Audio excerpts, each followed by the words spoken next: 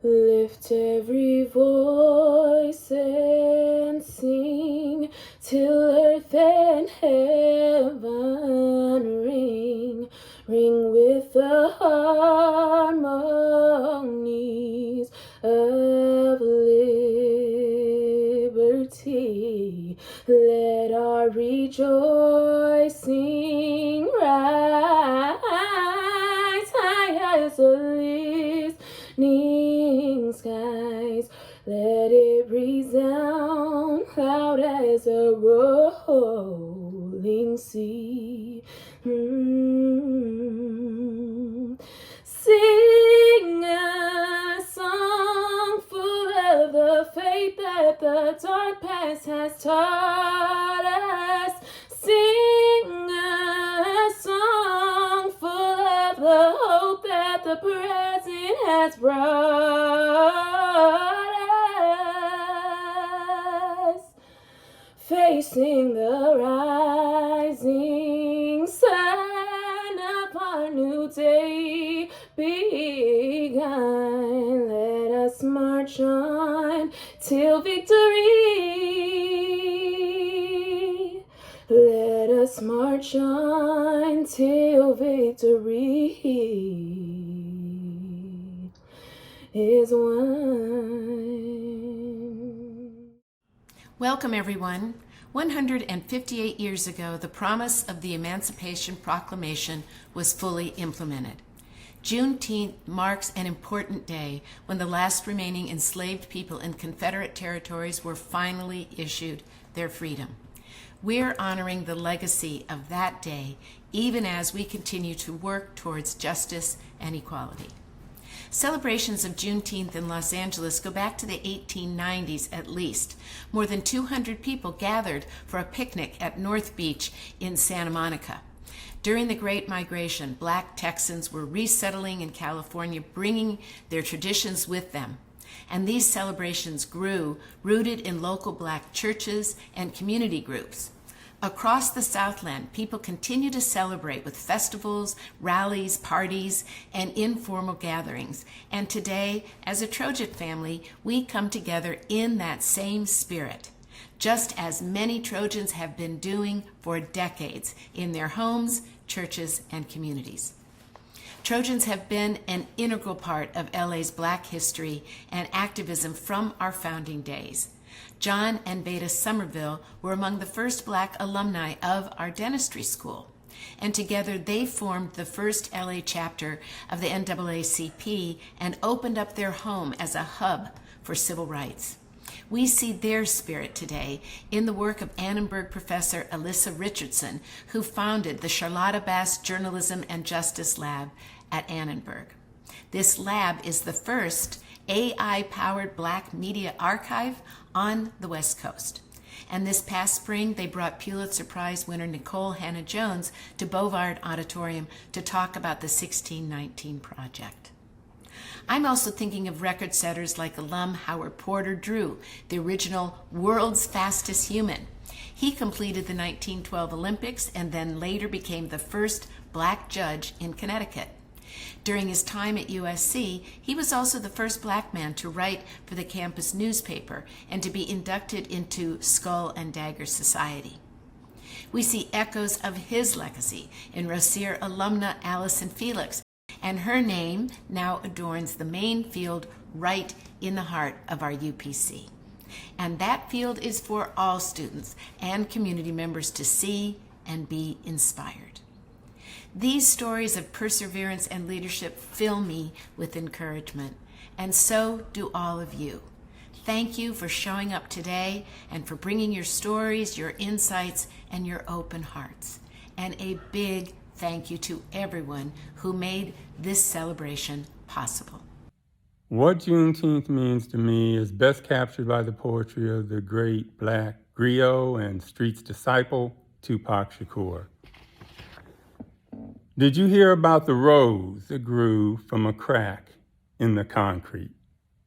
Proving nature's laws wrong, it learned to walk without having feet. Funny it seems, but by keeping its dreams, it learned to breathe fresh air.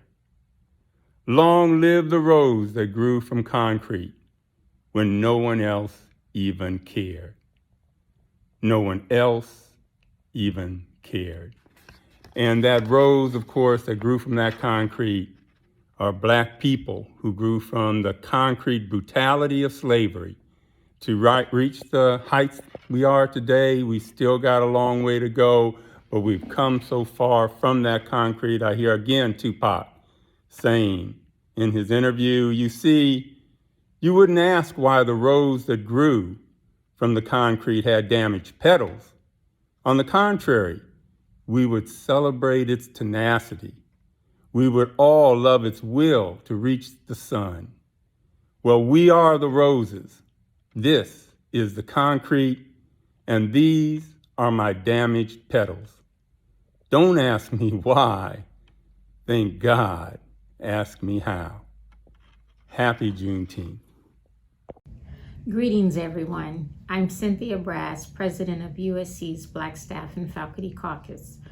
We are so proud of the university as a whole celebrating with this celebration as we've been doing Juneteenth celebrations on campus for over 20 years. Freedom's Eve, or the eve of January 1st, 1863. Take time to read about it and learn more about Juneteenth.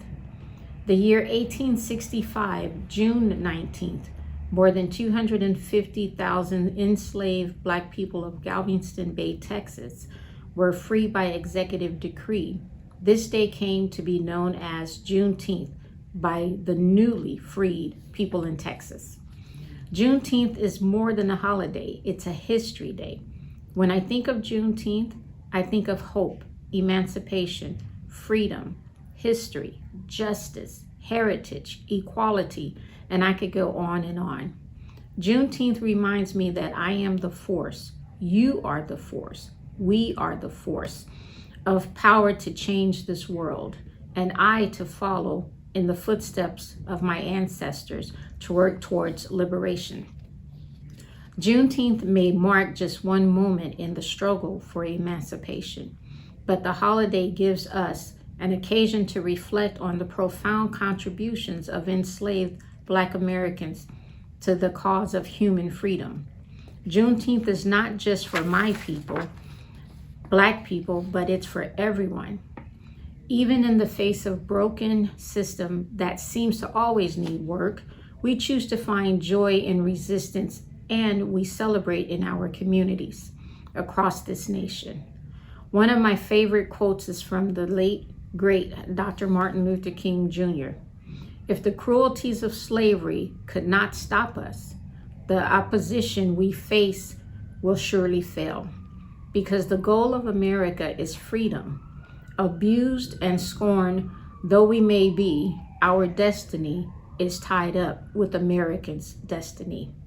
Malcolm X, who graciously said it, you can't separate peace from freedom, because no one can be at peace unless he has freedom. Juneteenth is now and forever will be a part of history, America history, our history. I say to each of you, keep our history alive and keep the hope that one day we will truly have peace amongst all. For as it has been said over and over, there is only one race, and that is the human race, and we are all a part of it. Our history is a very big part of the fabric of this nation. Whatever you do today to celebrate Juneteenth, never forget the true meaning of why we celebrate this day, which embodies the resilience of Black people. Happy Juneteenth to everyone, and thank you. Hello, everyone. It is an honor to have been asked to join President Folt and the Trojan family in this observance and recognition of Juneteenth, the day that Galveston, Texas, slaves learned belatedly that they had been freed 2.5 years earlier. The word Juneteenth has become a part of the American lexicon, a fact that has emerged only recently. A few years ago, I taught a course in the USC Rossier School of Education called The Politics of Difference, a course that covered the powers and forces that made it difficult for our nation to embrace diversity, equity, and inclusion, DEI, as it is called today. It was on June 19th of that year that I asked my students, not all of whom were white, if they knew the significance of this day, or if they had heard the word Juneteenth. Not a hand was raised. It is a sad commentary that it took the tragedies of George Floyd, Breonna Taylor, Daunte Wright, and countless other Black Americans for the leaders and the citizens of this nation to know the meaning and significance of Juneteenth. I have only a faint recollection of the day when I was a child and my family joined other families and friends in a picnic in Kansas City's Swope Park. I recall it as a day of fun, games, and good food, but I don't believe I heard the word Juneteenth or heard an explanation of why we were all gathered in that setting on that day. I am sure that my father, whose parents, my grandparents, were born into slavery, knew the significance of Juneteenth, but I don't believe that he ever shared them with us.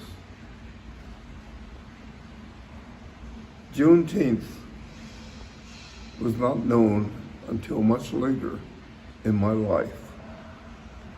It is not surprising then that it took the recognition of the recent momentous tragedies that had been inflicted upon Black Americans to awaken the citizens of this nation, white, Black, and everyone, in a way that the egregious treatment and violence against Emmett Till, Medgar Evers, and Fannie Lou Hamer failed to do years ago. It took 156 years for Juneteenth to become a federal holiday and for institutions like our own to join in its recognition. Today, we are threatened by those in power who are trying to still the inevitable progress that must continue if this nation is to ever reach its promise of justice and opportunity for everyone. They are attempting to nullify the history of the more than 400 years of struggle that Black Americans have endured to become acknowledged as full and constitutionally recognized citizens of the United States. But they will fail because, as Martin Luther King Jr. reminded us, truth crushed to earth will rise again. So think of this day not only as a day to celebrate, but to also reflect on what has brought us here and what you must do going forward, individually and collectively, to fulfill the dreams of those newly emancipated slaves in Texas for a nation of freedom, opportunity, and brotherhood for everyone. Thank you very much. Hi everyone, my name is Simone Jackson and I'm on USC women's soccer team, here to speak to you about what Juneteenth means to me.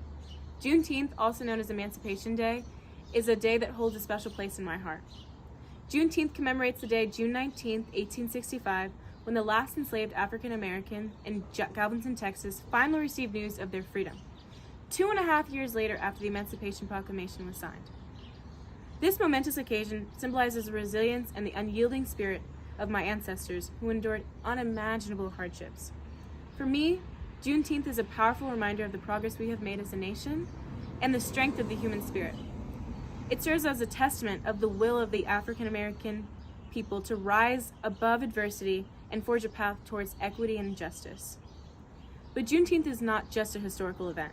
It's a celebration. It's an ongoing journey towards true liberation. It's a day to honor the sacrifices and the achievements of those that came before us, as well as an opportunity to reflect on the work that still lies ahead.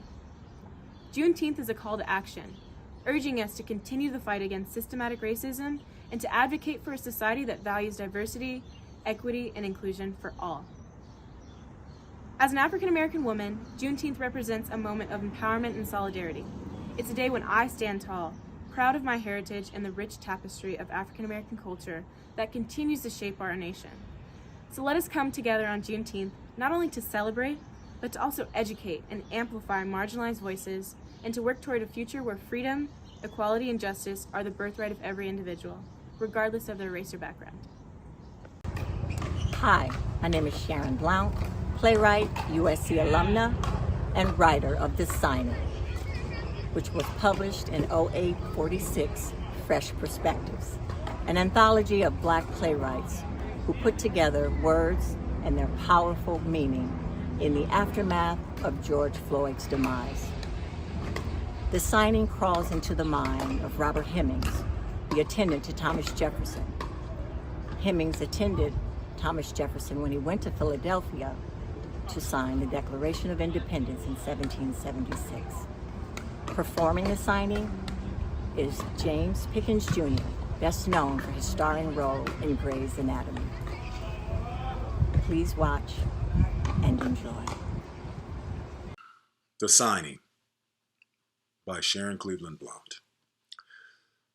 I remember all too well setting my eyes upon those words etched on the parchment, that all men are created equal, endowed by their Creator with certain unalienable rights: life, liberty, and the pursuit of happiness.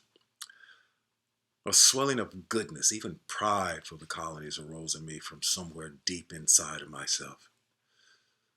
That night, like usual, I went into the study to blow out the candles after you retired. The parchment lay sprawled across the desk, the ink needing more time to dry. The heavy smell of iron mixed in the black ink filled the air. The quill and ink I bought back from Mason's print shop sat in the carrier. When you sent me to town days before to pick it up, you indicated it would be used for an important signing. That's what you told me. I knew to be careful with the quill. It was exquisite, made with a long white swan's feather, a delicate instrument chosen for such a heavy purpose. I was proud, like you said I would be, to be the carrier of the quill. I hesitated as I approached the parchment. My curiosity was piqued. My eyes laid upon the letters superbly shaped spelling, "All men are created equal."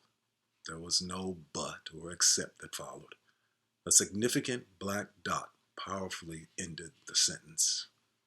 Period. I felt a nervousness I don't recall ever feeling before, a trembling in my being. Somehow, I sensed the magnitude of what lay before me. I fixed my eyes on the parchment. Again, I looked over the letters that formed the words life, liberty, and the pursuit of happiness. My heart jumped with joy. Could this be? Could I now have this liberty, my freedom in this America? Would I be allowed to speak up for myself and my family? Would those who have been silenced, enslaved, be heard, be in control of their own lives, be protected, justly treated, allowed to live free? These thoughts bombarded my mind. I turned away.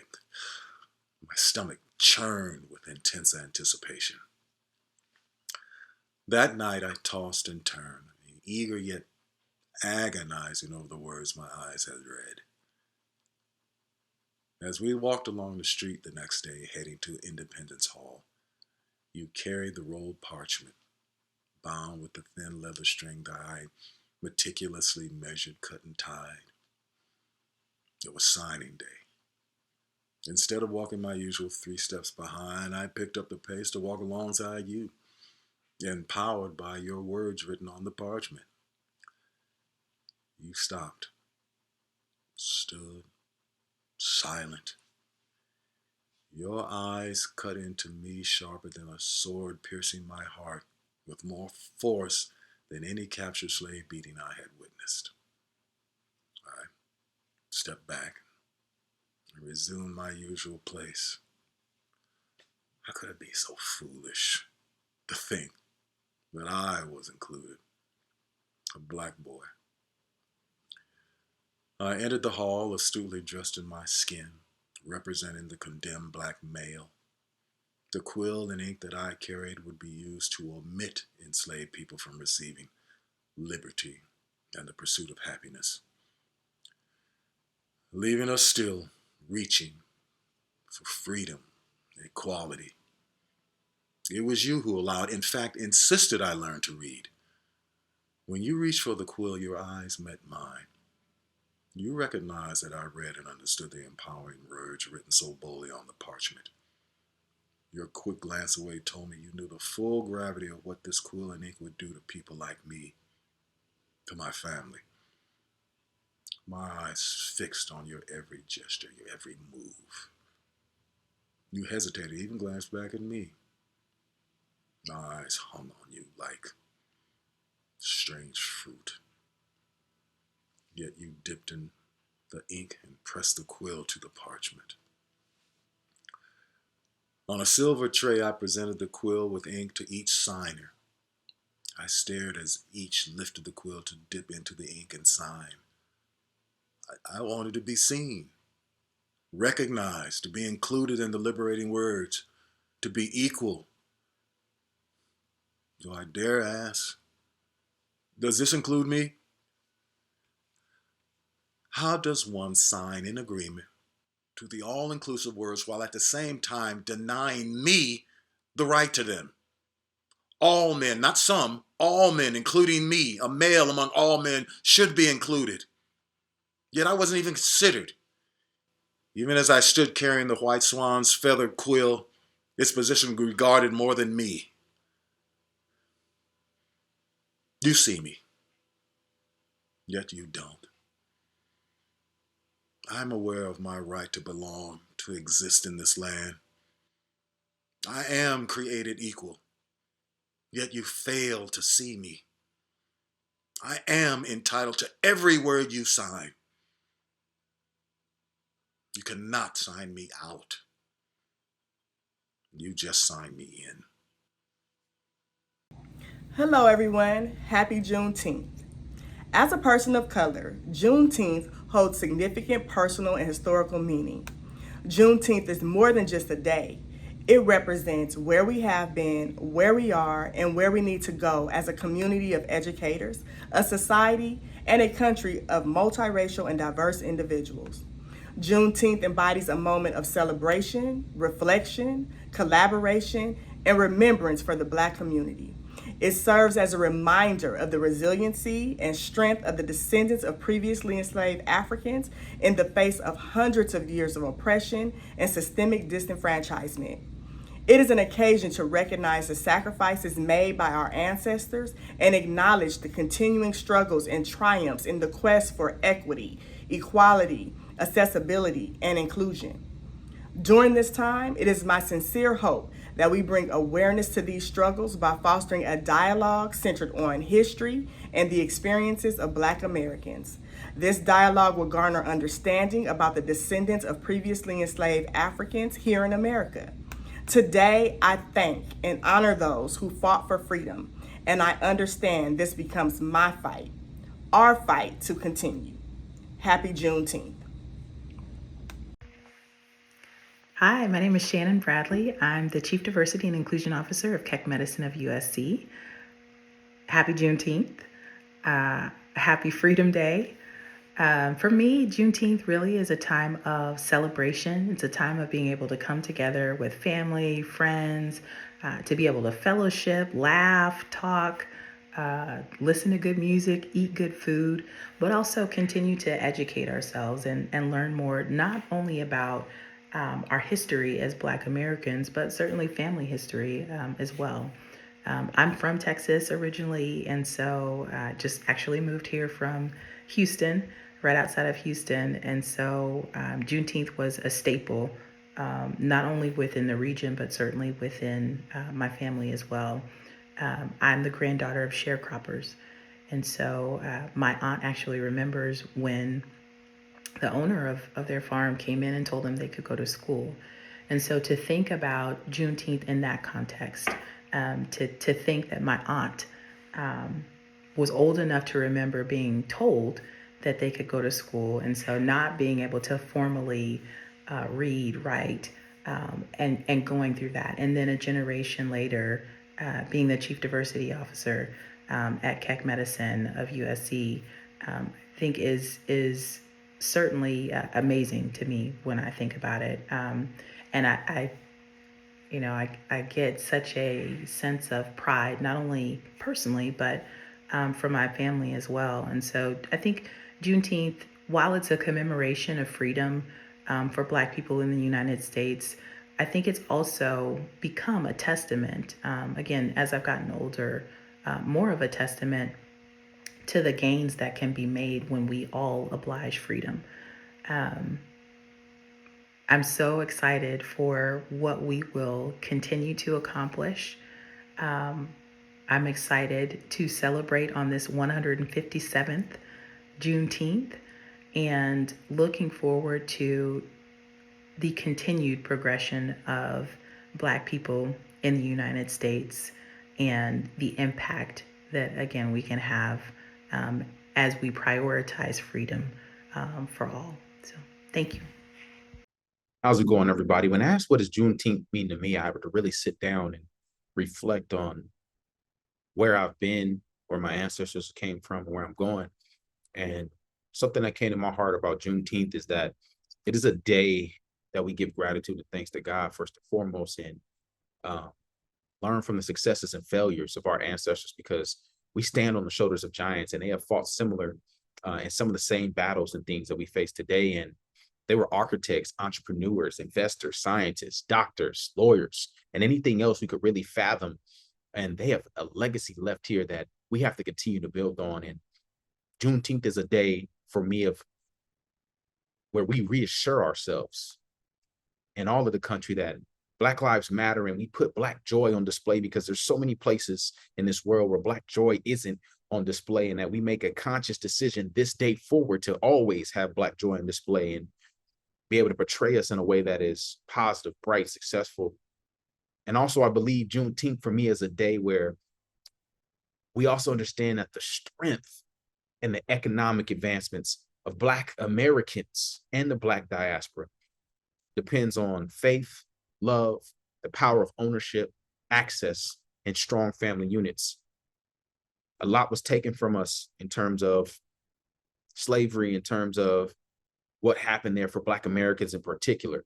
And we have to reclaim that and start rebuilding strong families, and really make sure, when I say family, that you understand that family is not only your intermediate or your blood ties, that it is the people that are salient in your life, that have been with you, like I like to call it, go through the mud with you in those ways, and that we extend that olive branch out to those who really are going to be in our corner, in our pocket. So therefore, my charge for everybody, as we think about and reflect on what Juneteenth means to you, I want to add a little bit to your perspective. And one of those would be, make sure that we as a people utilize our network and privilege to open doors for equitable change. And when we get to that spot that we get to of position of power, of access, that we're able to make sure that we hold that door open for the next people to come through, and make sure that they don't face the same challenges that we faced, because it should get easier for the next generation. I implore people to be a hard worker and not someone that works hard, because when you're a hard worker, you got something else that you are really working towards, and you're going to show up and give your 100% on everything you do, versus someone who works hard only predicated upon the situation and the circumstance when it's convenient and relevant for them. So I'm saying character is paramount. The other piece is, let's continue to pursue and encourage and flourish dreams with passion and purpose, whether it's entrepreneurship, whether it's in high employment, it's career goals, whether it's personal, spiritual development. Let's work on all these different aspects of our time so that we can have that God-given gift that we have, and all setbacks, roadblocks, hindrances, and misfortunes will set you up for a major comeback. And last but not least, I want to encourage folks, as we look at Juneteenth, take this time to pause and self-reflect and assess and see what not only what am I doing in my professional, in my career journey, but how am I showing up in other areas of my life, for my family, for my friends, for my loved one, for myself, and how I'm serving, and take some time to really assess what went well and what didn't work. And with that said, y'all, I hope y'all have a happy and beloved Juneteenth. Thank you so much for your time and taking your time to listen to me. Much love and respect. And as always, fight on. As a young child, I spent some of my elementary school years in a state that did not believe that the Civil War was about slavery. The Civil War, I was told, was a political disagreement, and there was good and bad on both sides. I was skeptical. Back in those days, a miniseries called Roots came on every year. Roots told the story of multiple generations of a family, from their first ancestor who arrived in the United States by force as an enslaved person through the Jim Crow era. So even though I was only 6 at the time, I could hardly believe the teacher. One side wanted to enslave human beings, the other didn't. Not only was there a good side, it was pretty obvious which side that was. Today, we see similar struggles occurring all over our nation as the teaching of American history is under attack. The story of African American people is the story of the American people. Without it, the economy of the English colonies makes no sense. The language Thomas Jefferson used in the Declaration of Independence makes no sense. The deaths of hundreds of thousands of soldiers in the Civil War makes no sense. The history of American food, music, and culture makes no sense. And most importantly, the country's gradual movement towards greater inclusivity makes no sense. For the African American struggle was at the root of that transformation. On June 19, 1865, enslaved African Americans in Texas learned a truth that had been hidden from them. They were no longer enslaved. And with this knowledge, they had the ability to secure true freedom of their minds and of their bodies. So today, the meaning of Juneteenth for me is that truth will always prevail despite the odds. And true freedom can only occur when knowing one's true history. At USC, we remain committed to teaching the truth of American history. And on this Juneteenth, I urge you to stand up for truth as well.